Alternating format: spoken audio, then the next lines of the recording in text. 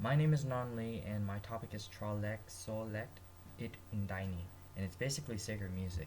The translation is instruction on sacred music. Why it is important? A better question to ask is, why isn't it important? Sacred music plays a major role in lifting up the spirit to God. I can't imagine going to church without music. I honestly think it would be pretty bland. Sacred music is a treasure of unestimable value, greater than any other art, and sacred music makes liturgy celebration more active and intense. Music purifies and inspires. The question is, what is sacred music? To put the average Catholic, the answer is hymns. Sacred is referring to more than the church. In music history, it deals with the period of time after Gregorian chant when the music was written for the church services in proper and ordinary time. Let's jump into it. Music is not for us. As I said before, sacred music is for the glory of God and not for ourselves. So when you see a solo singer sing really loudly and distracts you from the Mass, if he's not doing it for the glory of God, then that's not what we're supposed to be doing. Because, as Pope Pius X says, by this it is not to be understood that solos are entirely excluded, but solo singing should never predominate. It says what it says. It also says we shouldn't stop Mass to wait for a song to be done as well. On to the next topic. The sacred music must be holy and must therefore exclude all profanity, not only in itself but in the manner in which it is presented by those who execute it.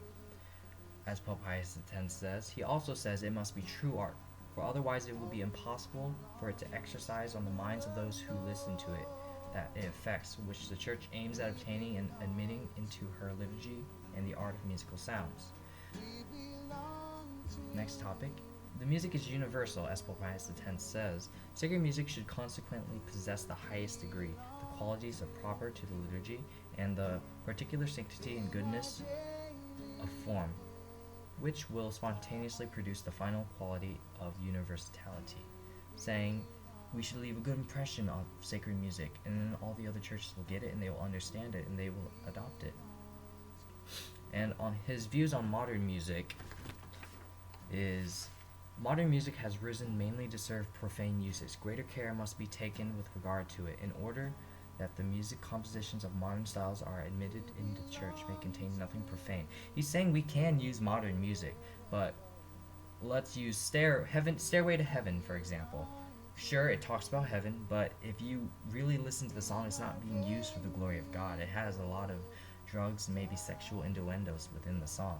But on to the main reason why sacred music is here. Sacred music is here as a complementary part of the solemn liturgy. It gives sanctification and edification to the glory of God from the faithful.